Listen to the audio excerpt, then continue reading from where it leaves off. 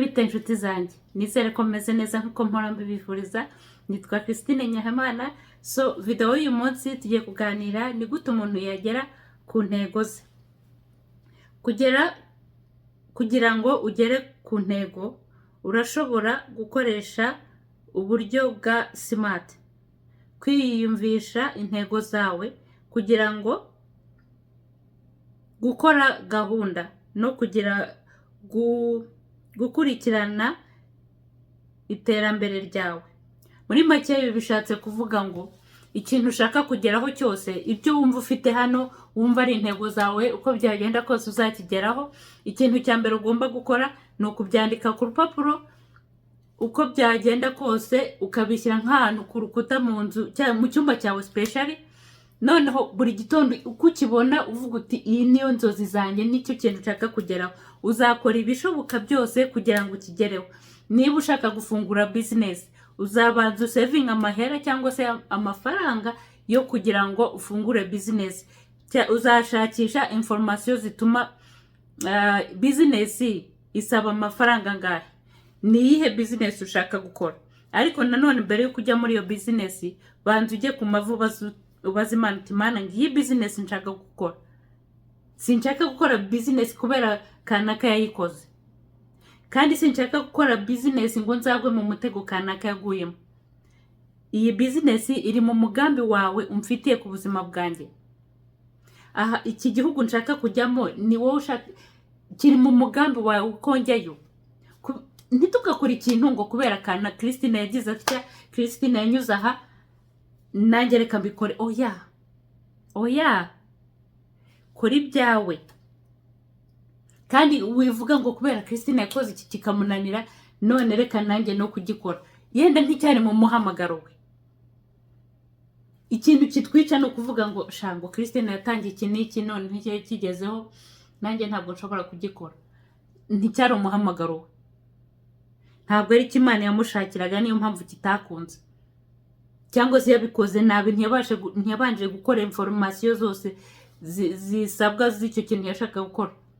Ngo kanaka yasabye visa biranga, ngo none nanjye ninyisaba ntibizakunda. We banza ushaka information zaho, ushaka amafaranga bizagusaba kugira ngo ujye muri icyo gihugu, ushaka amafaranga uzakoresha ugeze muri icyo gihugu. Information zose ubanza uzishyire ku ruhande mbere yuko wirukira gusaba visa. Ishuri ubanza ushaka information. Ishuri nshaka kwiga ni mechanique tuvuge, cyangwa se ni informatique, ni ibintu nk'ibyo. Ubanza uvuga uti ndashaka kujya kwiga muri Canada, informatique zikota ngahe, kubaho muri Canada bikota ngahe. Ni nayo mpamvu bereka ibyo nahashye n'amafaranga nakoresheje kugira ngo mbereke. Ariko za province ziratandukanye, njye mba muri Alberta. Ubwo rero niyo mpamvu mbereke ibyo nahashye kugira ngo mbereke ko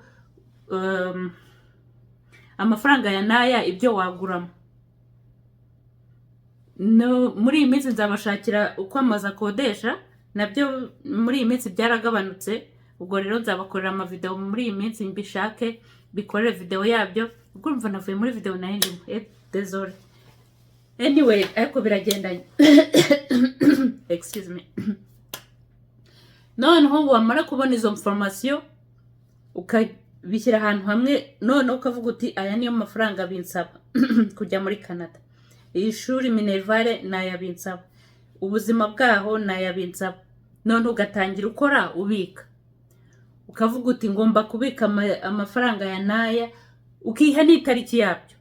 Ukavuga uti ibintu byo kugura amayoga ngiye kubivamo kugira ngo ngere kuri iyi ntego nshaka kugeraho. Ibintu byo gusohoka muri weekend muri za club ngiye kubivaho. Ayo wakoreshaga muri club ukayohereza muri ya ntego ushaka kugeraho.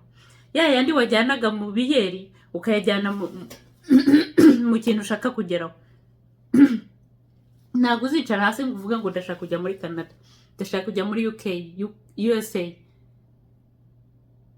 ngo ndashaka umugore uri muri USA. Twumvikane inshuti zanjye, cyangwa se ngo umugabo uri muri USA, mugahenda abantu ukamwizeza ijuru n'isi byose ko ari ibye, yamara kukugeza mu gihugu ugaca mu byatsi. Twumvikane, umuntu abigukoreye wowe yaravunitse, baba we Mana yanjye guys.